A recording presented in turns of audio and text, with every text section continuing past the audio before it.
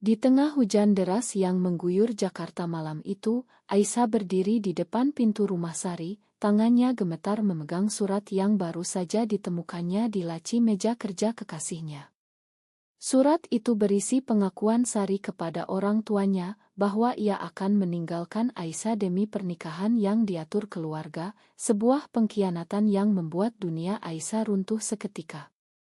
Dengan air mata bercampur hujan, Aisyah mengetuk pintu dengan keras, siap menghadapi badai emosi yang akan datang.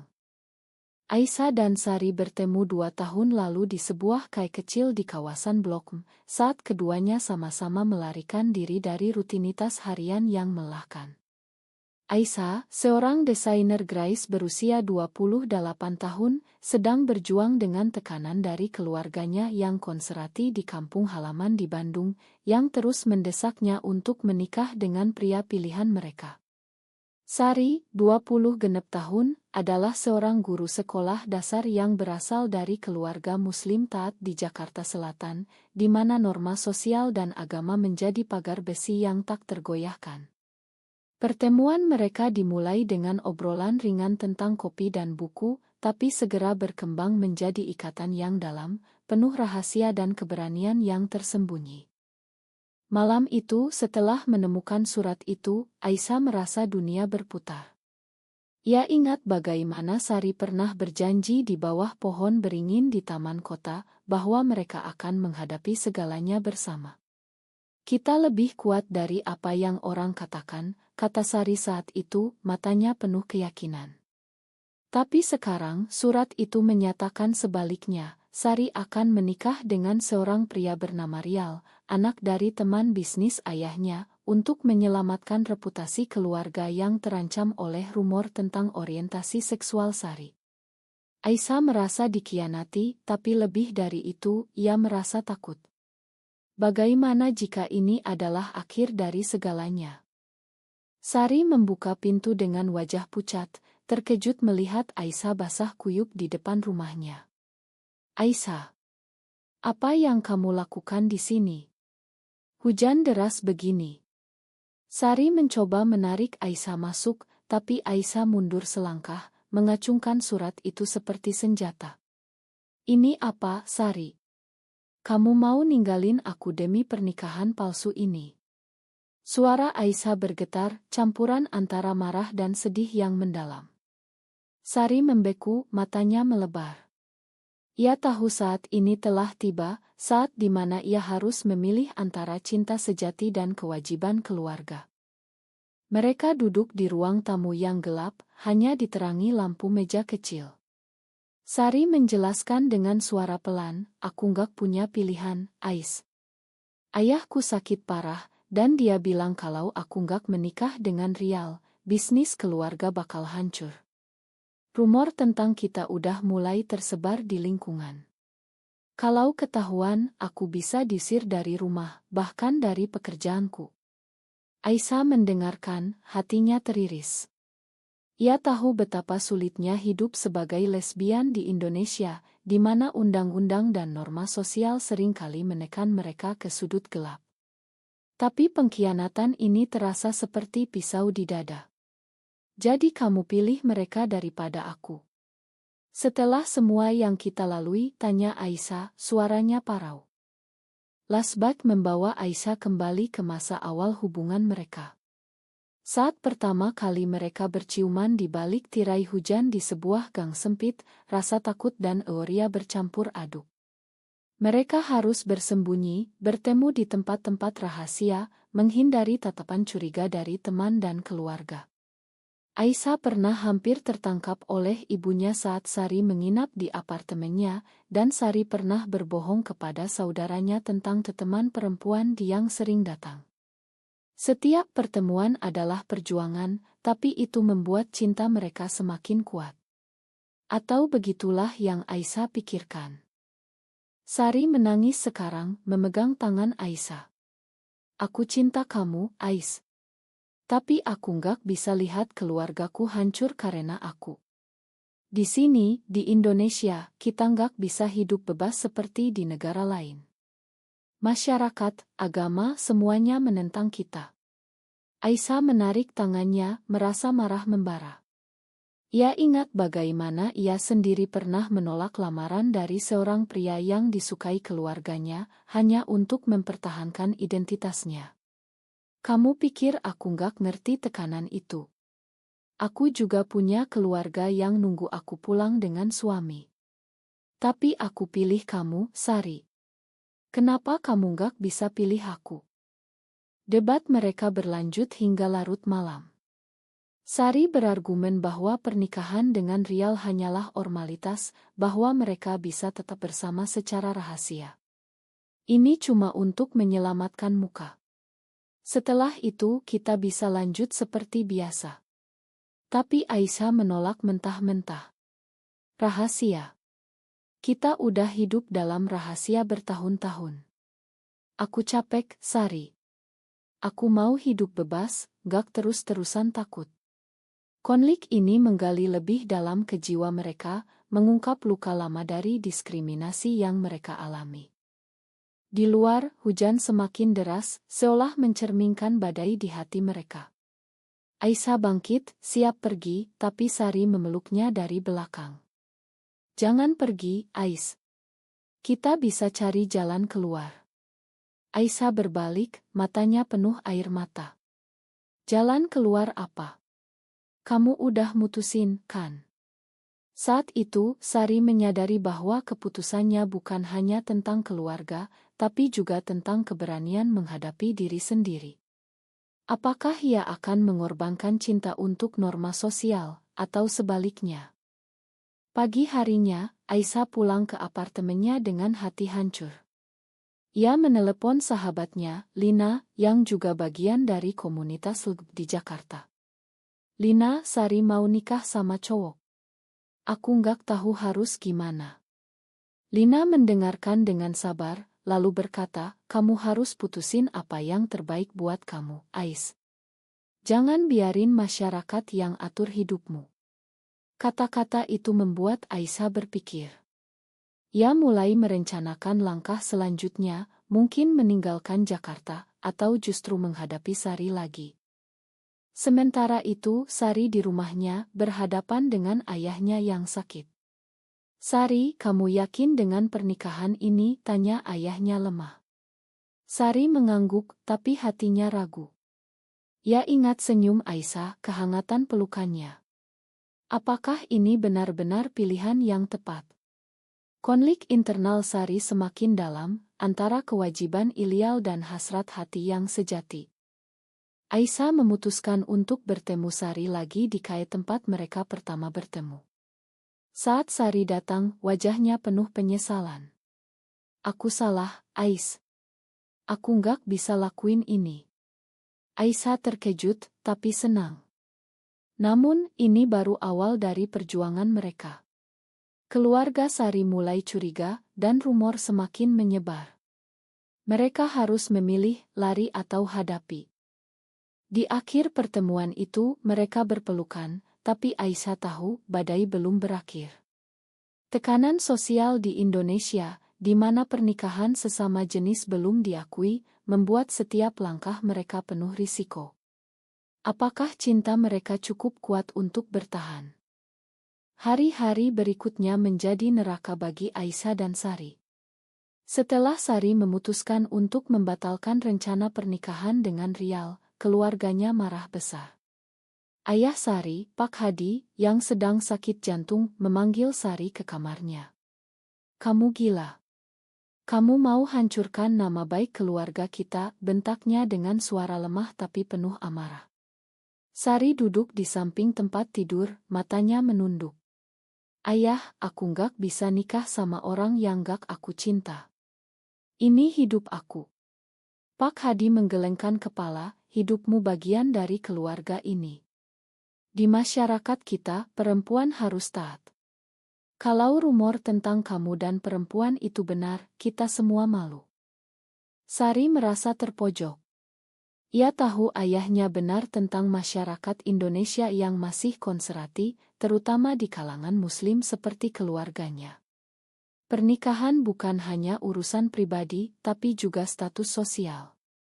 Tapi Sari juga ingat kata-kata Aisyah, kita harus berjuang untuk kebahagiaan kita sendiri. Konflik ini membuat Sari terjaga malam demi malam, mempertanyakan apakah ia egois atau justru berani. Sementara itu, Aisyah menghadapi tekanan dari keluarganya sendiri. Ibunya menelepon dari Bandung, "Aisyah, kapan kamu pulang? Ada anaknya paket yang bagus, cocok buat kamu." Aisyah menjawab dingin, "Bu, aku sibuk kerja." Tapi ibunya mendesak, "Jangan bohong. Aku dengar kamu deket sama perempuan. Itu dosa besar, nak. Kembalilah ke jalan yang benar." Aisyah mematikan telepon, hatinya sakit. Ia merasa seperti buronan di negerinya sendiri, di mana cinta seperti miliknya dianggap tabu. Mereka bertemu lagi di sebuah taman kecil di pinggir kota, jauh dari mata orang. "Sari, keluargamu gimana?" tanya Aisyah sambil memegang tangan Sari. Sari menghela napas, "Mereka marah. Adikku bahkan gak mau ngomong sama aku. Tapi aku gak nyesel." Aisyah tersenyum tipis, tapi khawatir. "Kita harus hati-hati. Kalau ketahuan, bisa-bisa kita diusir dari pekerjaan." Di Indonesia, diskriminasi terhadap LGBT seringkali berujung pada pemecatan atau pengucilan sosial. Tiba-tiba seorang teman Sari, Maya, muncul di taman itu. Maya, yang pernah curiga tentang hubungan mereka, melihat mereka bergandengan. "Sari, apa ini?" tanya Maya terkejut. Sari panik, melepaskan tangan Aisyah. "Maya, ini cuma teman." Tapi Maya menggelengkan kepala, "Aku tahu, Sari. Aku lihat kalian sering bareng. Kamu harus hati-hati, masyarakat nggak nerima ini." Maya pergi dengan wajah kecewa, meninggalkan Sari dan Aisyah dalam ketakutan. Malam itu, Sari mendapat pesan dari Maya, "Aku nggak akan bilang siapa-siapa, tapi pikirkan baik-baik. Ini bisa bahaya buat kamu." Sari menangis, merasa seperti sedang berjalan di atas tali tipis. Ia bertanya pada diri sendiri, apakah cinta ini layak untuk segala pengorbanan? Aisyah, di sisi lain, mulai mencari dukungan dari komunitas online LGBT di Indonesia. Ia bergabung dengan grup rahasia di media sosial, di mana anggota berbagi cerita serupa. "Kalian gimana hadapi keluarga?" tanya Aisyah di forum itu. Jawaban datang beragam, ada yang lari ke luar negeri, ada yang tetap bersembunyi, dan ada yang kehilangan segalanya. Konflik memuncak ketika ayah Sari memanggil pertemuan keluarga. Di ruang tamu rumah besar mereka, saudara-saudara Sari berkumpul. "Sari, kami dengar rumor buruk tentang kamu," kata kakeknya, Budi. Sari diam, tapi hatinya berdegup kencang. "Itu nggak benar, bohong Sari." Tapi Budi menunjukkan foto dari media sosial, di mana Sari dan Aisyah terlihat dekat. "Ini bukti. Kamu bikin malu keluarga." Sari menangis, "Aku cinta dia, Kak. Apa salahnya?" Ruangan menjadi gaduh, dengan ayahnya memegang dada karena sakit. Aisyah, yang menunggu di luar, mendengar keributan. Ia ingin masuk, tapi tahu itu akan memperburuk keadaan. Malam itu, Sari datang ke apartemen Aisyah dengan tas besar. "Aku diusir, Ais. Mereka bilang aku nggak boleh pulang kalau nggak berubah." Aisyah memeluknya, tapi khawatir. "Kita bisa tinggal bareng di sini. Tapi gimana kerjaanmu?" Sari menggeleng, "Aku mungkin dipecat kalau ini tersebar." Hari berikutnya, Sari pergi ke sekolahnya. Kepala sekolah memanggilnya, "Sari, ada keluhan dari orang tua murid tentang gaya hidupmu. Kami nggak bisa toleransi ini." Sari terkejut, "Siapa yang bilang?" Ternyata Maya yang melaporkan, meski dengan niat baik untuk menyelamatkan Sari. Pengkhianatan dari teman membuat Sari hancur. Ia pulang dengan tangan kosong, pekerjaannya hilang. Aisyah marah mendengar itu. "Maya itu pengkhianat. Kita harus balas." Tapi Sari menahan, "Gak, Ais. Itu cuma bikin lebih buruk. Kita harus fokus pada kita." Konflik ini menguji hubungan mereka. Aisyah mulai ragu apakah mereka bisa bertahan di tengah tekanan ini. Masyarakat Indonesia, dengan undang-undang yang ambigu tentang LGBTI, membuat mereka merasa seperti penjahat. Mereka memutuskan untuk pindah ke kota lain, mungkin Yogyakarta, di mana komunitas LGBTI lebih terbuka. Tapi perjalanan itu penuh risiko. Di perjalanan, mereka berdebat tentang masa depan. "Kita bisa nikah di luar negeri," usul Aisyah. Sari ragu, "Tapi di sini, itu nggak diakui. Keluargaku bakal makin benci." Debat ini mengungkap Mautun Och, apakah mereka egois meninggalkan keluarga, atau justru keluarga yang egois memaksakan norma. Di Yogyakarta, mereka menemukan tempat tinggal sementara. Tapi bayang-bayang masa lalu mengikuti. Budi, kakak Sari, menelepon, "Kembalilah, Sari. Ayah semakin sakit karena kamu." Sari menangis, merasa bersalah. Apakah ia harus kembali dan mengorbankan cinta, atau tetap dan hadapi konsekuensi? Di Yogyakarta, Aisyah dan Sari mencoba membangun hidup baru. Mereka tinggal di sebuah rumah kecil di pinggiran kota, jauh dari hiruk-pikuk Jakarta. Aisyah mendapat pekerjaan relance sebagai desainer, sementara Sari mencari lowongan sebagai tutor priat. "Ini kesempatan baru, Sari," kata Aisyah optimis. Tapi Sari sering termenung memikirkan keluarganya. "Aku kangen ayah, Ais. Dia sakit karena aku." Aisyah memeluknya, "Bukan salahmu. Mereka yang gak ngerti." Konflik internal Sari semakin dalam. Ia merasa seperti pengkhianat keluarga, melanggar nilai-nilai yang diajarkan sejak kecil. Di Indonesia, di mana keluarga adalah segalanya, meninggalkan mereka terasa seperti dosa besar. Sari mulai sholat lebih sering, mencari jawaban dari agamanya. "Apa Tuhan benci aku karena ini?" gumamnya suatu malam. Aisyah, yang kurang religius, mencoba menghibur, "Cinta nggak salah, Sari. Yang salah adalah orang yang menilai." Tapi tekanan sosial tak berhenti. Di lingkungan baru, tetangga mulai curiga melihat dua perempuan tinggal bersama tanpa suami. "Bak, suaminya mana?" tanya seorang tetangga suatu hari. Sari tersenyum paksa, "Kami saudara." Bohong itu membuatnya muak pada diri sendiri. Aisyah melihat perubahan Sari, "Kamu gak bahagia di sini, ya?" Sari mengaku, "Aku takut, Ais. Kalau ketahuan lagi, kita bisa diusir dari sini juga." Suatu hari, Aisyah mendapat kabar buruk dari Lina, "Rumor tentang kalian udah nyebar di Jakarta. Keluarga Sari nyari kamu." Aisyah panik, tapi menyembunyikannya dari Sari. Malam itu, mereka berdebat lagi. "Kita harus lari lebih jauh, mungkin ke Bali," usul Aisyah. Sari menolak, "Aku capek lari terus. Mungkin aku harus pulang dan minta maaf." Aisyah marah, "Pulang. Mereka bakal paksa kamu nikah." Debat itu berujung pada pertengkaran hebat. Sari menangis, "Kamu gak ngerti tekanan aku. Keluargaku adalah segalanya." Aisyah balas, "Aku juga keluargamu sekarang.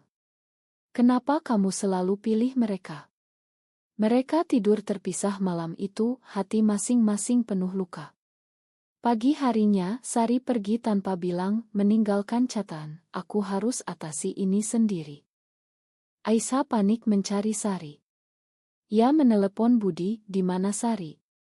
Budi dingin, "Dia pulang. Jangan ganggu lagi." Aisyah hancur, merasa ditinggalkan. Ia ingat bagaimana Sari pernah janji tak akan pergi, tapi sekarang Aisyah memutuskan untuk ikut ke Jakarta, siap hadapi apapun. Di Jakarta, Sari bertemu ayahnya di rumah sakit. Pak Hadi terbaring lemah, "Sari, kenapa kamu pergi?" Sari menangis, "Ma, ayah. Aku bingung. Pak Hadi memegang tangannya, kembalilah ke jalan yang benar. Nikah dengan Rial, lupakan yang lalu. Sari ragu, tapi melihat kondisi ayahnya, ia setuju sementara. Baik, ayah.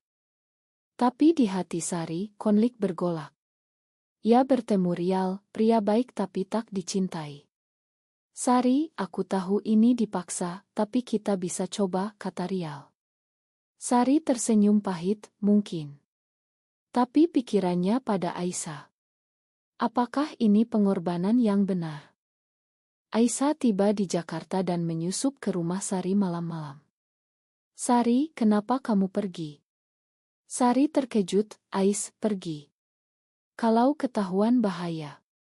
Mereka berbisik di kamar Sari. Aku harus selamatkan ayah. Bisnis keluarga hampir bangkrut karena rumor. Aisyah marah, jadi kamu korbanin kita lagi. Sari menangis, ini bukan akhir. Kita bisa rahasia. Tapi Aisyah menolak, aku nggak mau rahasia lagi. Ini menyiksa. Mereka berpelukan, tapi tahu ini titik balik. Keesokan harinya, Sari harus memilih, ayah atau Aisyah. Di rumah sakit, Sari melihat ayahnya membaik setelah mendengar ia setuju nikah. Tapi hati Sari hancur. Ia menelepon Aisyah, Ais, aku nggak bisa.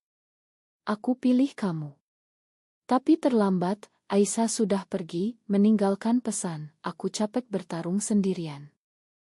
Sari panik, mencari Aisyah. Ia menemukannya di kai lama mereka. Ais, ma. Aku salah. Aisyah dingin, kamu selalu ragu. Aku butuh kepastian. Rekonsiliasi mereka rapuh, tapi mereka putuskan untuk hadapi bersama. Tapi badai baru datang, media lokal mulai bahas skandal lesbian di keluarga terhormat. Rumor menyebar, membuat Sari dipecat dari pekerjaan barunya. Keluarga Aisyah juga marah, memutus hubungan. Mereka terisolasi, hanya punya satu sama lain. Di tengah itu, Sari jatuh sakit karena stres. Aisyah merawatnya, tapi merasa bersalah. Ini karena aku, kata Aisyah. Sari menggeleng, ini karena masyarakat yang gak adil. Mereka mulai ikut aktivisme rahasia, bergabung dengan NGOG di Indonesia, mencari dukungan. Konflik mencapai puncak ketika Budi datang ke apartemen mereka. Sari, pulang. Ayah kritis karena ini. Sari goyah, tapi Aisyah pegang tangannya. Kita hadapi bareng. Budi marah, kalian dosa. Masyarakat nggak nerima. Pertengkaran itu membuat Sari memilih tinggal dengan Aisyah. Setelah pertengkaran dengan Budi, Sari memutuskan untuk tetap dengan Aisyah. Aku nggak akan pergi lagi, janjinya. Mereka kembali ke Yogyakarta, tapi kali ini dengan rencana. Aisyah bergabung dengan komunitas seni LGBT, di mana ia bisa ekspresikan diri melalui desain. Sari menjadi aktivis, membantu perempuan seperti mereka melalui konseling online anonim. Kita bisa ubah sesuatu, meski kecil, kata Sari. Tapi tekanan tak hilang. Ayah Sari semakin sakit, dan Sari mendapat kabar bahwa ia mungkin tak lama lagi. Aku harus lihat ayah terakhir kali, kata Sari pada Aisyah. Aisyah setuju, tapi ikut. Di rumah sakit Jakarta, mereka tiba diam-diam, Pak Hadi melihat Sari, matanya berbinar. Sari, anakku. Sari menangis, ayah, maafkan aku. Pak Hadi, dengan suara lemah, berkata, aku salah, Sari. Aku takut masyarakat, tapi lihat kamu sekarang, menderita karena aku. Sari terkejut. Ayah tahu. Pak Hadi mengangguk, aku tahu sejak lama. Tapi aku takut. Makan ayah. Rekonsiliasi itu menyentuh, tapi singkat. Pak Hadi meninggal malam itu, meninggalkan Sari dalam duka mendalam. Pemakaman menjadi ujian. Keluarga menyalahkan Sari karena kamu, ayah stres. Budi marah, jangan datang kalau bawa perempuan itu. Tapi Sari datang dengan Aisyah, tangan bergandengan. Ini hidupku, kata Sari tegas. Momen itu menjadi simbol keberanian, meski dihadapi tapan sinis dari kerabat. Setelah itu, bisnis keluarga jatuh ke tangan Budi, yang memutus hubungan dengan Sari. Kamu bukan keluarga lagi. Sari sedih, tapi lega. Akhirnya aku bebas, katanya pada Aisyah. Mereka kembali ke Yogyakarta, membangun hidup. Tapi konflik baru muncul. Aisyah mendapat tawaran kerja di Singapura, di mana lebih diterima. Ini kesempatan, Sari. Kita bisa hidup bebas di sana. Sari ragu, tapi Indonesia rumahku. Aku mau ubah dari dalam. Debat ini menguji komitmen mereka. Aisyah marah, kamu selalu mikir orang lain.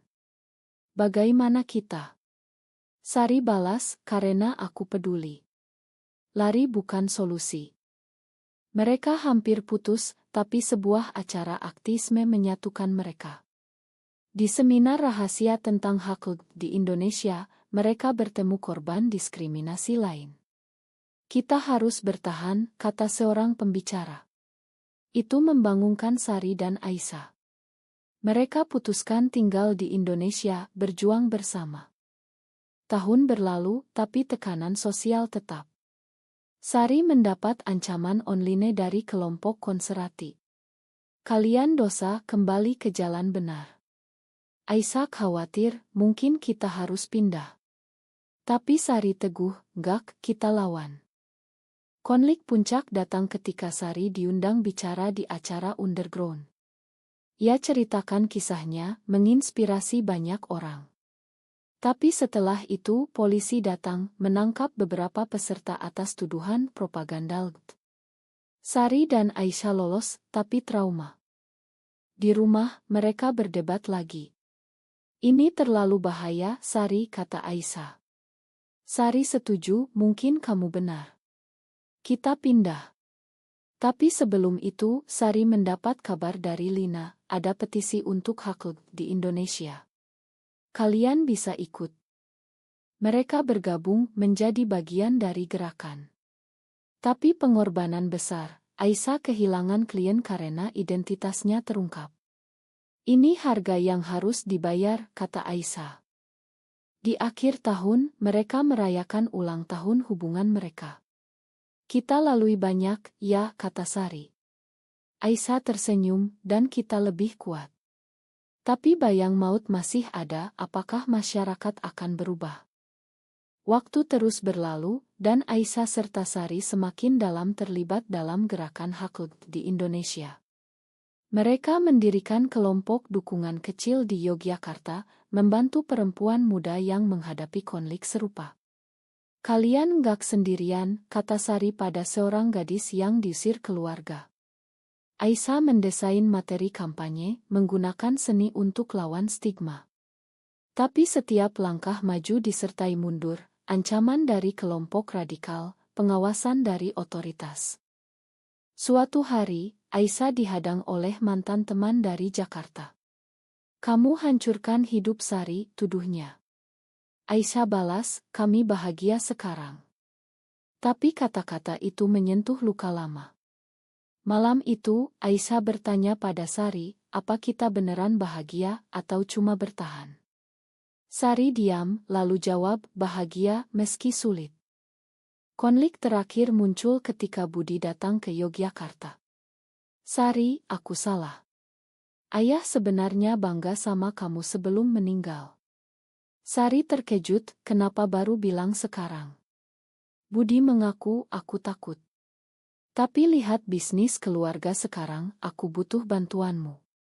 Sari ragu apakah ini rekonsiliasi asli atau jebakan. Setelah diskusi panjang dengan Aisyah, Sari setuju bertemu keluarga. Di Jakarta, mereka disambut hangat tapi canggung. Kami coba ngerti, kata Ibu Sari. Tapi saat makan malam, perdebatan muncul.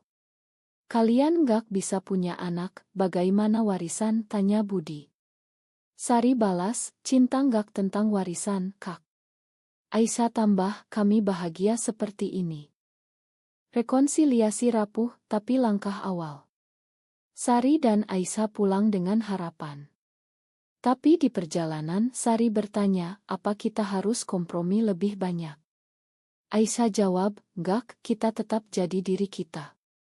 Tahun berikutnya, undang-undang di Indonesia mulai bergeser sedikit, dengan lebih banyak dukungan untuk hak LGBT. Sari dan Aisyah menjadi simbol, meski tetap hati-hati. Mereka menikah secara simbolis di acara pribadi, dikelilingi teman-teman komunitas. Tapi cerita tak berakhir bahagia sempurna. Sari masih merindukan keluarganya sepenuhnya, dan Aisyah kadang ragu tentang masa depan. Mereka tahu perjuangan terus berlanjut.